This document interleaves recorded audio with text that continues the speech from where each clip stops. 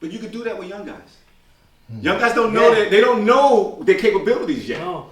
But when I got knowledge of self, right? Here's the thing, God. When I got knowledge of self, I thought I had found something that wasn't in my lane. Like I found something that I wasn't supposed to find. Like in other words, in my mind I was thinking, in all of the alternate universes of me, this is the only one that finds this. Knowledge of self. So I was like, I gotta be all in and take everything that I could get, every single opportunity. And it's never stopped like that. That's why people tell me, King Kamon was like, yo, I got beats, we're making albums. Like, okay. I didn't want to, I was nervous and shit, but I was like, okay, let's do it. Every single opportunity I took it. When we got knowledge of self, it was like, I'm gonna do everything that we could try to do and know how to do. Everything. And that's a blessing because I felt behind. What I didn't realize is that as a youth, a lot of that study that I had internally and everything was preparing me to go to the outside world. That's why I was very prepared to go into the street and everything like that, but to find particular things. That's what made me a good journalist too. I was so seasoned by my parents though, because my mother was like all mothers, they were nurturing, overprotective, but my father was really from the street. So he was really honing a lot of things into me. So I was already ready to see so when I go out into the street at an older age, I'm going there straight for this piece. I'm going to this neighborhood for this. Because remember back then, you can't invite him to the label. You got to go to the neighborhood. You know what I mean? So when I get knowledge of self, I still have that feeling like I'm behind. I got to go get everything. You know what I mean? And that's how that mentality is what writing in a journal, writing your ideas and all that kind of stuff. When you revisit them, that's the mentality you shoot for. So question, understand is the best part, right? Out of your folks, mom and dad, which one you think you got the pen game from, and which one you think you got the oral, like the cadence and the vernacular, like the presence? Because for me, it's mom. Damn, I love my father though, but I got everything from my mother. Team mama's boy. You got everything from your mother, huh? And I'm not. I had a lot of problems with her because I wasn't. Wow, so we the same exact Right, way. I wasn't. I love my mother. I love my mother But too. I wouldn't do anything that she told me if I disagreed neither. with it. Me But she neither. was a great speaker. So if she scolded me, there would be real lectures though. There would be like some serious, remember the perfection, my older, because you would give me these lectures that were so detailed. She was a great teacher. So her verbal game to teach was very good. It was great. But the pen game, I don't know who I got it from because none of them right.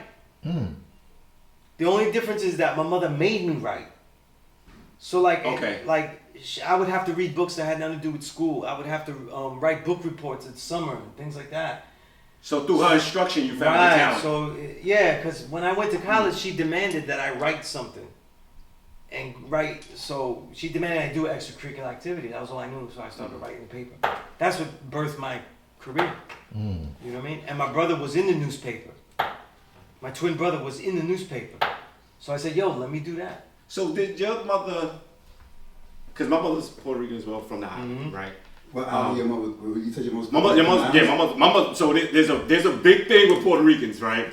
So from the island. What island? So Puerto Rico, right? Okay. If you're born on the island, Okay. it's like more authentic. It's like a little small rivalry, right? And then there's the ones that are born when they come over, like their parents come over. Yeah. Okay. So my mother's one of those Puerto Ricans from the island. Right. So is mine. So now when they come here, it's just a little bit more spice, a little more fire. Yeah. But with their boys, right? There's always in the culture that the Puerto Rican with their sons, they're very nurturing, but they're very hard on them at the same time. Very demanding. So a lot of times where I studied as a young man, I studied severely. My mother took me to doctors and stuff. I had speech therapists, and what happened? She figured it out before the doctor figured it out. That I used to like telling jokes. And I used to watch Richard Pryor and I would tell the joke and she goes, Bobby, do it again. Tell me a joke. Right? I'll tell her a joke. The joke has timing. You have to get a cadence and a timing. So she figured it out. Tell me a joke. And through the jokes was where I defeated stuttering. Mommy. Because baby, sing me a song. I can't sing. I can't dance. But you give me a microphone, I could tell some jokes and I could captivate, but I stuttered. Yo, that's deep. So she would make me tell her jokes. And then I learned later on that the jokes is how you kind of bring the situation back to a certain level, right? It's deep and you say a joke right? Yeah, as soon as I don't think you can beat that record, Pound Town note, right? And everybody start laughing, right? And then it'll bring the balance back up. So my mother figured out Puerto Rican mothers will put you in front, almost like the hot seat, and whatever your talent is, they're gonna figure it out real quick. And if you don't got one, they're gonna give you one. So when she's like, I don't know what he does, he's gonna read these books, and then it's kind of like you found the love with she that. She didn't want to go.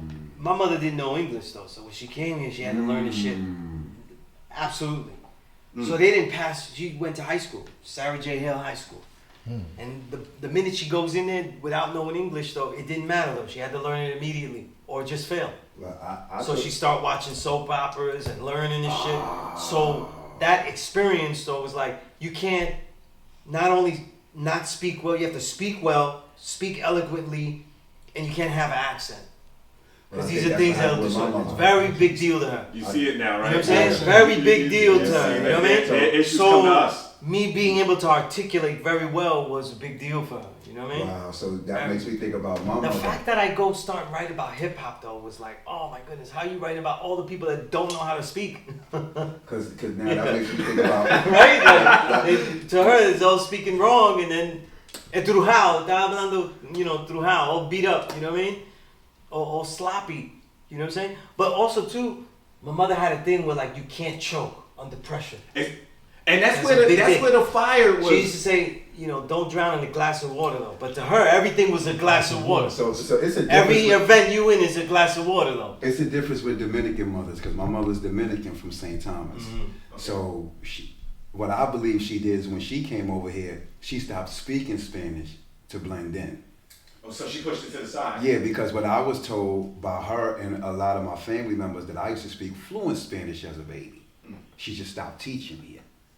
You know what I'm saying? Right. So when y'all say that making me think like, okay, it's really a difference on how, you know, I guess the Dominicans and the Latin and the Puerto Rican mothers. But similar because it's Right. like forced assimilation.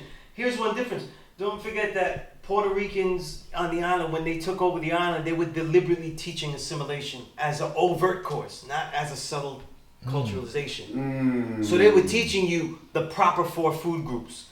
And they were teaching you fruits that they never seen before. They would teach my mother the 4 food groups, and they would teach her fruits, apples, oranges that she never ate before. She ain't never eaten no apple, orange until she came here. You know what I mean? Strictly bananas out there. Yeah. Everybody has a banana. Mangoes, quenepa, you know what I mean? Like they don't have high that. sugar fructose. Yeah, they don't have that. So apples and oranges is American. You said, right, yeah, American they didn't eat that. So all of that Americanization on purpose, you know, don't speak Spanish anymore, all that kind of stuff. These are things she didn't want me to suffer, so she made all of me and my siblings speak exceptionally well, where you can't tell the accent, you know. She didn't know that we was gonna end up with fucking Brooklyn accents or shit, you know, and all that, right? So how is she supportive with your writing? Is she like? Well, when she was alive, she was she loved that I wrote, and she was proud to see my byline though. And she appreciated what hip hop was because I was able to articulate it to her. You know what I'm saying? I was able to articulate it to her. Because once you start and it looks good, you see soon as he wrote another article. Did you read it? Nah, I didn't read it, but I got But all of those things were a challenge though. Me having a different name on the byline, Sunyaz Allah, that was a big deal. That was oh my goodness. Wow, she wanted your name. Of course, yeah, my given name, you know. She didn't like the singers a lot thing. No, that's not my given name. None of the moms like that. So all those things, you know, but they, you know, family came to appreciate it because I achieved things in it, but that doesn't mean anything, you know what I mean? If Mecca did this.